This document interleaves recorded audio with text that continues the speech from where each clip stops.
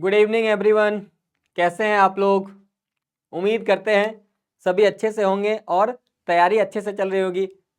जैसा कि आपको पता है 28 नवंबर को नवोदय वालों का एग्जाम है और इस बार नवोदय ने एक एटम बम फोड़ा ईवीएस के नाम का, ठीक है, जिससे सब लोग डरे हुए हैं। मतलब अब तो खैर डर खत्म हो गया होगा। कुछ क्लासेस के बाद आपने मैराथन देखा और रेगुलर हमारी क्लासेस चल ही रही है 9 बजे से ईवीएस के लिए।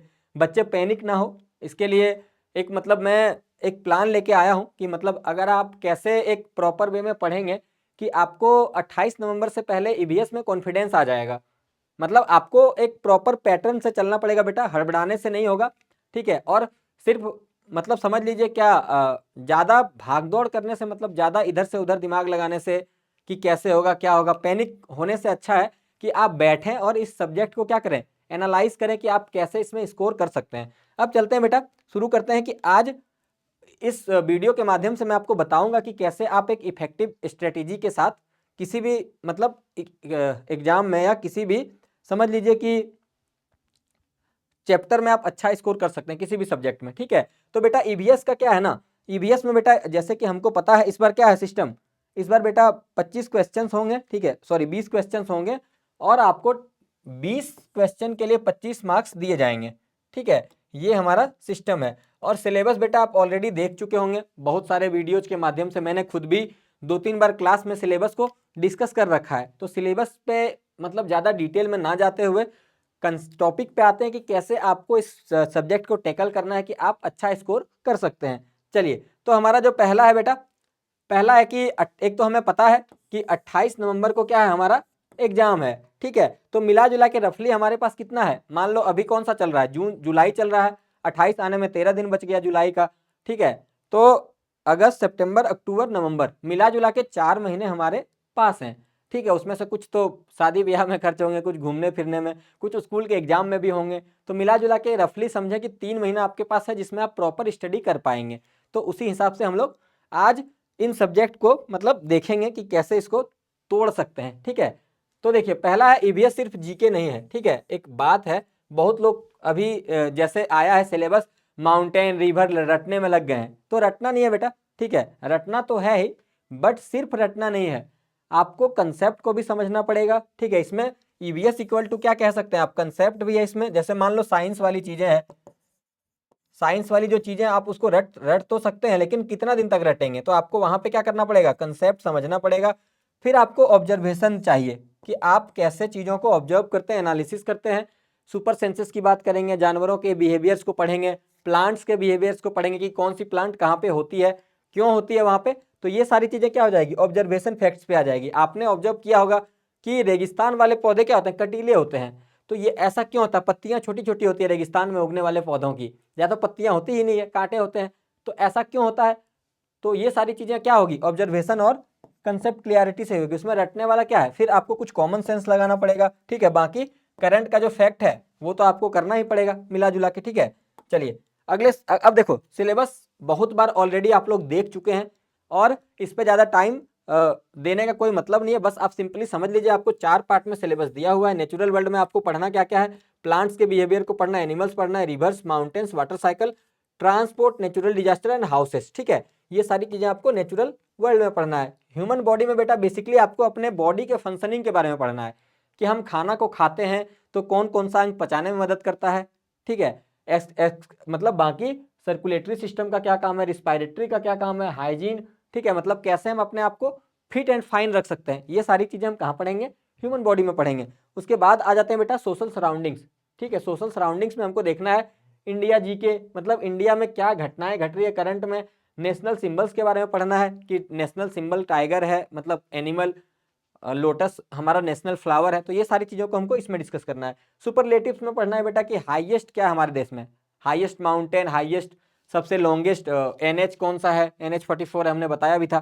तो ये सारी जानकारी हमको इसके अंदर करनी है। क्रॉप्स के बारे में पढ़ना है, फॉरेस्ट सिस्टम पढ़ना है, फेस्टिवल्स देखना है, सीजन देखना है, क्लोथ्स एंड फाइबर्स, ठीक है। आपको ये सारी चीजें किसके अंदर पढ़नी है, सोशल सराउंडिंग्स के अंदर। हमारे आसपास की चीजें जो हम देखते हैं, सीखते हैं, समझते हैं, वो सारी इसके अंदर ही पढ़नी पड़ेंगी। अगला है बेटा साइंस इन डेली लाइफ। देखो पॉल्यूशन हो गया, फूड प्रिजर्वेशन हो गया, वाटर कंजर्वेशन हो गया, सॉयल कंजर्वेशन हो गया। तो डेली लाइफ में साइंस का हम लोग कैसे उपयोग करते हैं और अपनी लाइफ को आसान बनाते हैं, या मतलब पर्यावरण के लिए भी हम लोग क्या कर सकते हैं अच्छा पॉजिटिव चीजें, ठीक है, वो सारी चीजें हम इसमें पढ़ेंगे। चलिए अब आते हैं बेटा कि हमको प्रायोरिटी वाइज कैसे करना है। तो मान लो देखो कोई भी एग्जाम हो बेटा, जब तक आप देखो युद्ध आपको लड़ना है, और युद्ध लड़ने के लिए आपको क्या करना पड़ता है, एक पूरी तैयारी के साथ जानी पड़ती है।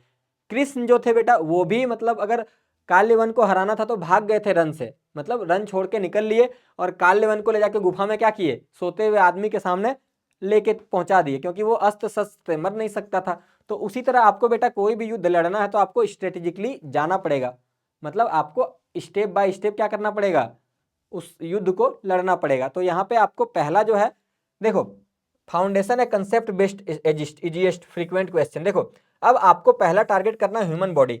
इसका कारण क्या है बेटा, इसमें चीजें फिक्स है, मतलब एक तो सवाल यहाँ से क्या है, सवाल बनने के चांसेस ज़्यादा हैं और सवाल आसान होंगे, क्योंकि बॉडी से रिलेटेड सवाल आएगा और खाने पीने से रिलेटेड सवाल आएगा। तो वो जनरली लोगों को पता होता है कि सांस लेने के लिए हम लोग फेफड़े क्या करते हैं, एयर पंपिंग करते हैं, ब्लड पंपिंग के लिए हृदय होता है। तो वो सारी चीज़ें, बहुत सारी चीज़ें हमें पता होती है।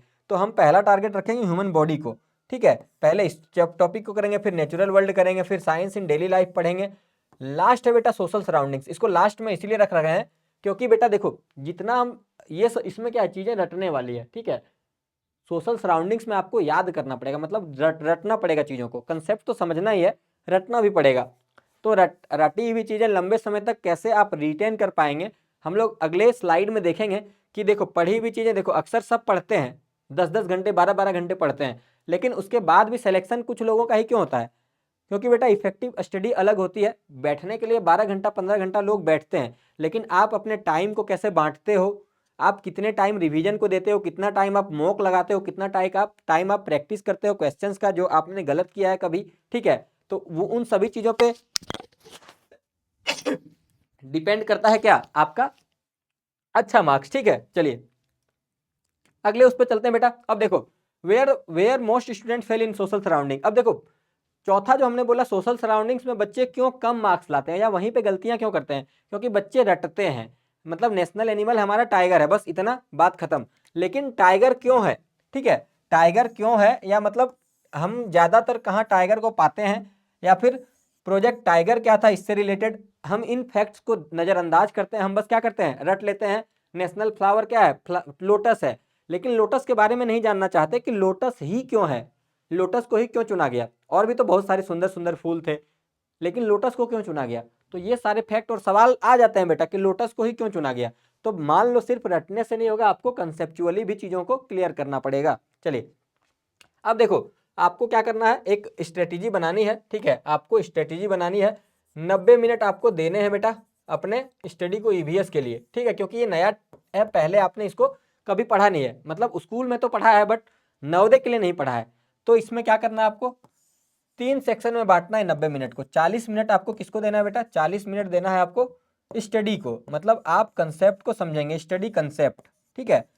आप जो भी कंसेप्ट है आप उसको पढ़ रहे हैं, मतलब आप समझ लीजिए वो एक मान लीजिए क्रॉप चैप्टर है, क्रॉप फसलें, ठीक है। आपने फसलें चैप्टर पढ़ी, चाहे आप एनसीईआरटी से पढ़ो या फिर कोई भी ईवीएस की बुक से, जो 3-4 देखो एनसीईआरटी और ईवीएस 3-4-5 इन तीनों बुक में से कहीं भी आपको अगर ये टॉपिक्स मिल जाती है तो आप वहां से पढ़ सकते हैं। बाकी हमारा जो कोर्स लॉन्च हुआ है उसमें तो डिटेल्ड में आपको नोट्स भी मिलेगा और पढ़ाएंगे भी हम डिटेल में, ठीक है। चलिए उसके बाद आते हैं बेटा 20 मिनट आपको देना मॉक के लिए, ठीक है, 20 मिनट आपको देना, चलो 30 मिनट दे देना मॉक को, ठीक है।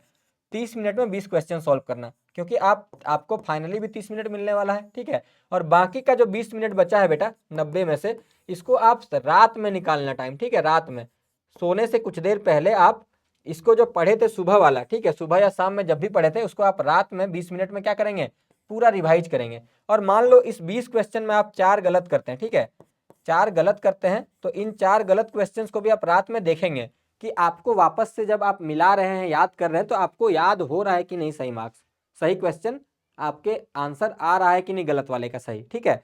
तो ये होता है तरीका रिवीजन का। चलिए अब है कि इनफाइनाइट रिलेशनल लूप, ठीक है, रिटेंशन लूप, मतलब आप कैसे लंबे समय तक चीजों को याद रख सकते हैं। पढ़ता हर कोई है बेटा, ठीक है, पढ़ता हर कोई, ऐसा हम नहीं बोलेंगे कि कोई बच्चा कम पढ़ता है कोई ज़्यादा पढ़ता है, लेकिन पढ़ता हर कोई है, लेकिन किसी किसी को लंबे समय तक याद रह जाता है और कोई कोई चीज़ों को जल्दी भूल जाता है। तो भूलता क्यों है? क्योंकि रिवाइज नहीं करता। Revision is the key to success बेटा। और कंसिस्टेंसी, कंसिस्टेंसी और रिवीजन दो वर्ड हैं, अगर आप अपने जीवन में इसको उतार लिए तो समझ लीजिए आपको ईवीएस में या कोई भी एग्जाम हो, कोई भी सब्जेक्ट हो, ठीक है, उसमें दिक्कत नहीं होगा। आप अगर रिवीजन करते रहते हैं, ठीक है, मान लीजिए आपने क्या किया, पढ़ा 40 मिनट, ठीक है, आपने 40 मिनट किसी कंसेप्ट को पढ़ा, ठीक है, उसके बाद आपने फिर रिवीजन ही नहीं किया दोबारा कभी। 40 मिनट पढ़ लिया, आपने समझ भी लिया उसको, लेकिन आप अगर रिवीजन नहीं करते, अगर यहाँ पे आपने क्रॉस लगा दिया बेटा, तो फिर एमसीक्यू में भी अच्छा नहीं आएगा, ठीक है। लेकिन अब आपको करना क्या है, आप ये गलती नहीं करेंगे, समझदार हैं आप, पढ़ेंगे उसको, समझेंगे और फिर उसको रिवाइज करेंगे, ठीक है। भले आप रिवीजन को कम टाइम देना, आप यहाँ 40 मिनट दे दो, 40 मिनट में आप पढ़ो और समझो, और इसको 20 मिनट दो बस रिवीजन के लिए, ठीक है। और मॉक को आप कितने दोगे? 30 मिनट। एमसीक्यू आपने लगाया, आपने जो गलत, जितने भी आपने 20 एमसीक्यू लगाए, ठीक है, मान लीजिए 20 एमसीक्यू लगाया और आपने उसमें 5 गलत किया, ठीक है, 5 गलतियां की, आपको जो लग रहा है कि आपने बहुत ब्लंडर किया, आपसे सही हो सकता था, आपने गलत किया, आपने वो गलती वाले नोटबुक में लिख लिया। मान लीजिए आपने एक कॉपी रखी है मिस्टेक्स नोटबुक का बना के, ठीक है, वहां पे आपने गलती जो की, मान लीजिए नेशनल एनिमल में आपने टाइगर की जगह शेर मार दिया, तो आप यहाँ पे लिख लेंगे कि आपने नेशनल एनिमल वाला गलत किया, ठीक है। मिस्टेक्स की एक अलग छोटी सी नोटबुक होनी चाहिए, ठीक है। बाकी ये वाला रिपीट करना आपको प्रोसेस, सारे चैप्टर वाइज, ठीक है, सारे चैप्टर वाइज ये इसको रिपीट करते रहेंगे, तो फिर आपके लिए क्या होगा। और बेटा बोला गया इसमें कि mixed bad practice chapter wise, ठीक है। देखो स्टार्टिंग में आप चैप्टर वाइज करोगे, जब पहली बार आप जो चैप्टर पढ़ रहे हो तो उसको चैप्टर वाइज ही एमसीक्यू करोगे। लेकिन मान लीजिए आपने एक बार क्या किया, एक बार आपने मान लीजिए फर्स्ट डे में क्या पढ़ा, फर्स्ट डे में पढ़ा क्रॉप, फसल पढ़ा, सेकेंड डे में नेशनल सिंबल पढ़ा, ठीक है। तो पहले दिन आप 20 क्वेश्चन किसका बनाएंगे, 20 क्वेश्चन बनाएंगे क्रॉप का, अगले दिन बनाएंगे 20 क्वेश्चन किसका, नेशनल सिंबल का। लेकिन जब 7वें दिन पहुंचेंगे, 7th डे, ठीक है, मतलब संडे या सैटरडे, तो आप इन सब का 7 दिन का 20 क्वेश्चन निकाल लेंगे, ऑल सब्जेक्ट मिक्स्ड वाला, ठीक है। 20 मिक्स्ड क्वेश्चन आप बनाएंगे संडे को, और उस दिन आप देखेंगे कि आपने कितना सही किया कितना गलत किया। तो ये है हेल्दी प्रैक्टिस, मतलब आपका इसमें भी 20 सवाल हो गया, इसमें भी 20 सवाल हो गया, और फिर 6 चैप्टर जो बचा सप्ताह के आखिरी दिन में सबका मिक्स्ड वाला भी आपको क्या मिल गया, यहाँ पे मिक्स्ड वाले का भी मिल गया आपको प्रैक्टिस, ठीक है। चलिए अब बेटा चलते हैं, अब मिस्टेक नोटबुक सिस्टम क्या है। देखो मिस्टेक नोटबुक सिस्टम वो है बेटा जहां पे आप अपनी गलतियों को लिखते हैं, ठीक है। मान लीजिए यहाँ पे एक एग्जांपल दिया हुआ है, forget the capital of Gujarat, आपने गुजरात का कैपिटल भूला, तो आप यहाँ पे मेंशन कर देंगे मिस्टेक था मेरा कि मैंने गुजरात का भूला कैपिटल, बाकी अगले पेज में क्या लिखेंगे, गुजरात गांधीनगर, ठीक है। और एग्जाम से पहले मिस्टेक नोटबुक को क्या करना है, पढ़ के जाना है कि आपने पिछले कुछ दिनों में कितने मिस्टेक्स किए थे, जो आपने गलत किया था। तो मिस्टेक नोटबुक क्या होगा, आपके लिए हेल्पफुल होगा कि आप दोबारा उन गलतियों को रिपीट नहीं करेंगे, ठीक है। और जो बच्चा अपनी गलतियां रिपीट नहीं करता वो सक्सेसफुल हो जाता है, बच्चा का कोई भी इंसान भी, ठीक है। चलिए अब है बेटा डेली प्रोटोकॉल क्या करना है वो मैं बता चुका हूं ऑलरेडी, कि एक टॉपिक कंप्लीट करके आपको एमसीक्यू सॉल्व करना है। और प्रीवियस ईयर बेटा अगर आपका जेएनवी का नहीं मिल रहा है तो सैनिक स्कूल हो गया या आरएमएस हो गया, जहां पे मतलब ऑलरेडी इन टॉपिक से आपको सब्जेक्ट क्वेश्चन मिल जाएंगे, ठीक है, इन टॉपिक्स के क्वेश्चन मिल जाएंगे। और फुल मॉक टेस्ट बेटा आपको संडे को लगाना, ये मैं ऑलरेडी पहले बता चुका हूं, लेकिन आप ये ध्यान रखिएगा। चलिए अब है बेटा रिवीजन मॉक टेस्ट, ठीक है, ये हो गया एक तरीका है कि आप पहले रिवाइज करेंगे फिर मॉक टेस्ट करेंगे, मिस्टेक नोटबुक को भी देखेंगे, प्रीवियस पेपर्स को भी लगाएंगे। तो मतलब समझ लीजिए कि आपको ये प्रायोरिटी में रखना है इन चीज़ों को, कि आप पढ़ेंगे, रिवाइज करेंगे, मॉक टेस्ट लगाएंगे, उनकी गलतियों को आप नोट डाउन करेंगे और फिर संडे को फुल लेंथ मॉक टेस्ट लगाएंगे, ठीक है। तो ये हो गया आपका प्रॉपर तरीका। चलिए अब है कि मतलब फाइनल 7 डे स्पिरिट, मतलब 7 दिनों में आपको अभी जो आज से अगर आप कल से शुरू कर रहे हैं तो आपको डे 1 से क्या क्या फोकस में रखना है, ठीक है। 7 दिनों का यहाँ पे एनालिसिस दिया हुआ है कि आप पहला दिन ह्यूमन बॉडी को देंगे, दूसरा दिन नेचुरल वर्ल्ड को देंगे, ठीक है, तीसरा है सोशल सराउंडिंग्स, चौथा है मिस्टेक रिवीजन, ठीक है, mixed MCQ, full mock test और फाइनल पॉलिश। मतलब आपको ऐसे बांटना है।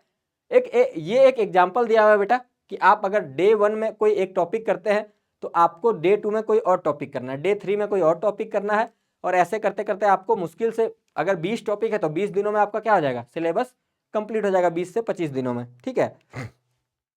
ये हो गया। चलिए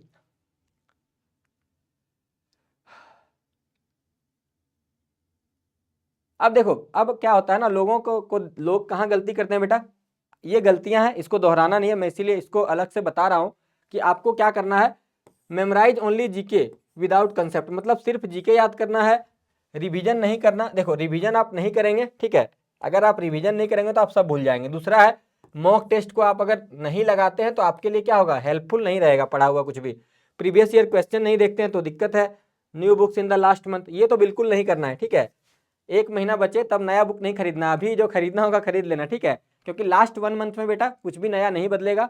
अभी 4 महीना है तुम्हारे पास, अभी अगर अच्छे से पढ़ लोगे तो फिर दिक्कतें नहीं आएगी, लास्ट मंथ तक बात पहुंचाना ही क्यों, ठीक है। अब आते हैं प्रैक्टिसिंग विदाउट ए टाइमर। देखो टाइमर रख सकते हो, ठीक है, जैसे आप 20 सवाल लगा रहे हो तो आप एक अलार्म घड़ी लगा देना 30 मिनट का, उसमें टाइम सेट कर देना कि आपको 30 मिनट में 20 क्वेश्चन करना है, क्योंकि फाइनल एग्जाम में भी बेटा आपको कितना मिलेगा, फाइनल एग्जाम में भी आपको 30 मिनट ही मिलेंगे 20 क्वेश्चन के लिए, ठीक है। ये आप याद रख लीजिएगा इस चीज़ को, ठीक है, और उस हिसाब से आपको पढ़ना पड़ेगा। चलिए अब देखो, एक कहावत है कि आप अगर कंसिस्टेंट हैं, सिलेक्शन उसी का होता है बेटा जो कंसिस्टेंट है अपने काम को लेके। आप अगर लगातार, अब देखो दो तरह का बच्चा होता है, एग्जाम्पल देते हैं, टाइम कम है बेटा, ठीक है, एक एग्जाम्पल देते हैं। दो तरह का बच्चा होता है बेटा, एक ए है और एक बी है।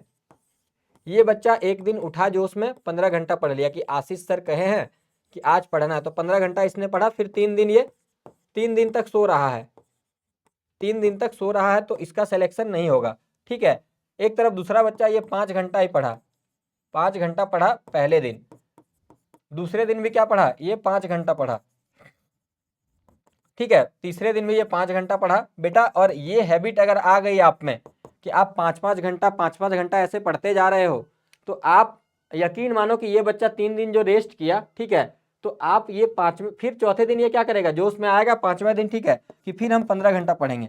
बेटा ये इस तरह का प्रैक्टिस में कभी सिलेक्शन लेना पॉसिबल नहीं है, आपको बार बार कंसिस्टेंसी मेंटेन करना है 5 से बेटा। और हम ये गारंटी ले सकते हैं कि अगर आप लगातार 3 दिन 5-5 घंटा पढ़ लिए तो चौथा दिन आप 6 घंटा पढ़ेंगे, 6, 7, 8 कुछ भी पढ़ सकते हैं, ठीक है।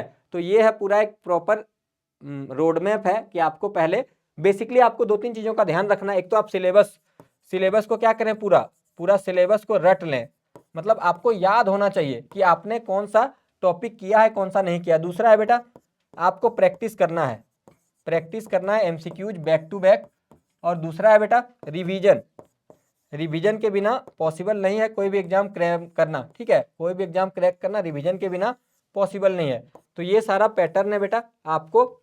और कहावत है ना, practice makes a man perfect, ठीक है, तो आपको प्रैक्टिस करना है, मिस्टेक वाला नोटबुक तैयार करना है कि जहाँ पे आप गलतियाँ कर रहे हैं, ठीक है। तो आज के लिए इतना ही काफ़ी है, और अगर इससे रिलेटेड, इस सब्जेक्ट से रिलेटेड कोई भी डाउट है दिमाग में, तो आप कमेंट बॉक्स में आप अपनी क्वेरी को डाल सकते हैं। और 9 बजे वाले में आप ज्वाइन कर सकते हैं, 9 से 10:30 हमारी ईवीएस की क्लासेस आती है हमारे ऑलराउंडर बीएसएस के चैनल पे। तो आज के लिए इतना ही, अपना ध्यान रखें और स्ट्रेस बिल्कुल नहीं लेना है, हम लोग हैं बेटा तुम्हारे साथ, ठीक है। और आराम से क्रैक होगा ये एग्जाम, ठीक है, बहुत आराम से इसको क्रैक किया जाएगा, ठीक है। चलो तब तक के लिए अपना ध्यान रखें और पढ़ाई करते रहें।